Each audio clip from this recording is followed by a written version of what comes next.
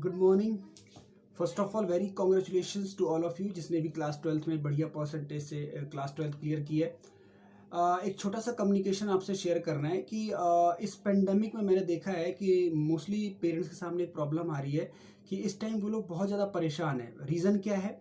School की fees भी timely पे करनी है और बच्चा भी कोचिंग के बिना पढ़ नहीं पा रहा है। आई मीन टू से स्कूल की तो फीस कम हुई ही नहीं है और इस टाइम मैंने देखा है कई सारे ट्यूटर्स भी हैं अपनी फीस को कम नहीं कर रहे हैं लास्ट 2 सेशन में, यानी जो पिछला सेशन था उसमें भी कम नहीं हुई और इस सेशन में भी कम नहीं हुई। तो एक रिस्पॉन्सिबिलिटी मैं आपको बता रहा हूँ, अगर आप मेरी बात से एग्री हैं तो आप उसको मान सकते हैं कि आप कोशिश करो कि इस टाइम सेल्फ स्टडी पे ज़्यादा ध्यान दो और जो कंटेंट्स हैं आप पहले ये डिसाइड करो कि आपको किस चैप्टर में प्रॉब्लम आ रही है, कौन सा टॉपिक आपका वीक है। उससे क्या होगा कि मैं चाहता हूं कि नॉर्मली पेरेंट्स ने आपको इतना अच्छा एजुकेशन तो दिया ही है। इस टाइम आप 11th में है, 12th में है, 10th में है, तो यहाँ तक की एजुकेशन तो आपकी बढ़िया हुई है। पेरेंट्स ने बहुत अच्छा खर्चा किया आपकी एजुकेशन पे, थोड़ा सा रिस्पॉन्सिबिलिटी समझो आप उनकी। राइट, तो थोड़ा सा मैं आपसे ये कहना चाह रहा हूँ कि इस टाइम शायद वो आपसे एक चीज कहना चाह रहे हैं बट कह नहीं पा रहे हैं, क्या कि they are somehow not comfortable to pay this fee. तो आप क्या कर सकते हो कि पहले आप सब्जेक्ट की लिस्ट बनाओ और किसमें आप बिल्कुल ही वीक हो और आपको थोड़ा सा कोचिंग की जरूरत है, उस सब्जेक्ट की कोचिंग ले लो आप। बाकी आप एक फ्रेंड सर्कल के थ्रू, व्हाट्सएप ग्रुप के थ्रू या बहुत सारे ऐसे ऑनलाइन प्लेटफॉर्म है, यूट्यूब है, जिसमें आप अपने बैकअप क्लासेस को ले सकते हो।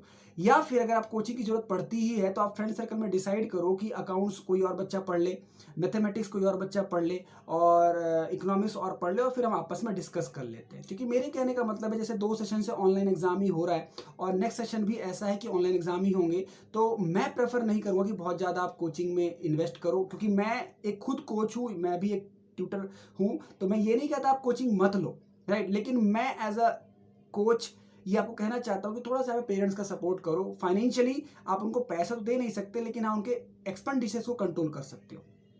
शायद इस टाइम वैसी प्रॉब्लम में है जो आपसे शेयर नहीं कर पा रहे, तो आप कोशिश करो कि उनके एक्सपेंडिचर को कम करने के लिए आप ये कर सकते हो कि आप उनके एक्सपेंडिचर में अपना पार्ट को कम करो। तो एक कोचिंग एक्सपेंडिचर कम करो। दूसरा, जो हमें नोटबुक में वेस्टेज हम कर रहे हैं, बहुत सारी नोटबुक ऐसी होती हैं जो हमारी फुल फिल नहीं होती है, फिर हम नई नोटबुक ले लेते हैं। पेन हमारे ऐसे बहुत सारे यूज नहीं होते और हम फिर नया पेन लेते हैं। तो यहाँ पे आप एक्सपेंडिचर को कम कर सकते हो, क्योंकि ये सिनेरियो शायद आपको नहीं पता, क्योंकि आप स्कूल लाइफ में हैं, आपको ये नहीं पता कि आज सिनेरियो में चल क्या रहा है। जो नॉर्मल इनकम हुआ करती थी लोगों की, वो बहुत ज़्यादा कम हो गई है और एक्सपेंडिचर जो कि कम होने चाहिए वो ज़्यादा हो गए। जैसे अगर किसी के पेरेंट्स रेंट पे रहते हैं तो रेंट बहुत ज़्यादा खर्च हो रहा है। जैसे किसी के पेरेंट्स की जॉब अच्छी थी और उनको जो है स्विच करनी पड़ गई और उस पे स्केल पे अब नहीं है।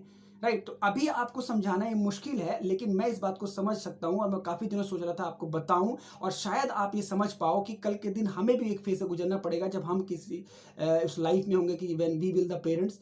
राइट, तो हमें उस टाइम में सिचुएशन फील होगी कि हमारे उस टाइम में कितना प्रॉब्लम थी हमारे पेरेंट्स को। तो मैं ये नहीं कहता कि आप अर्निंग शुरू करो, लेकिन 2 चीजें आप कर सकते हो कि जैसे आपके फादर का अपना कोई अपना काम है तो उसमें थोड़ा कंट्रीब्यूट करो, शॉप है या उनका अपना बिजनेस, थोड़ा उनके काम में कोऑर्डिनेट करो, उनको कोऑपरेट करो। राइट, और उनके एक्सपेंडिचर में अपने पार्ट को कम करो, ये तो आप कर ही सकते हो।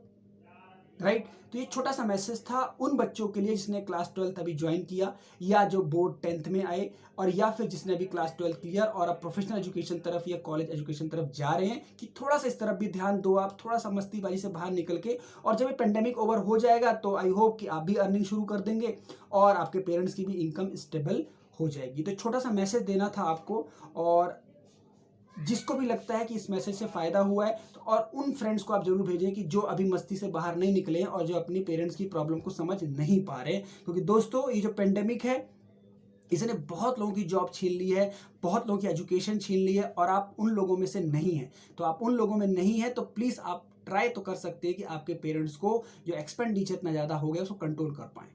राइट, तो again congratulations those who clear class 12 from any stream and get good marks। आगे की स्टडी कीजिए, लर्निंग पे ध्यान दीजिए, कम्युनिकेशन पे ध्यान दीजिए, प्रोफेशनल कोर्सेज ज्वाइन कीजिए, और जो भी आपको कोर्स सूटेबल लगता है वो ज्वाइन कीजिए। कंप्यूटर क्लासेस लीजिए, इंग्लिश स्पीकिंग कीजिए, जो भी आपको कोर्सेज लगते हैं। लेकिन फिर से वही बात, एक्सपेंडिचर को थोड़ा कंट्रोल कीजिए, अपनी रिक्वायरमेंट्स को थोड़ा सा कम कीजिए और नॉर्मल सिनेरियो के हिसाब से चलिए। Right, thank you so much.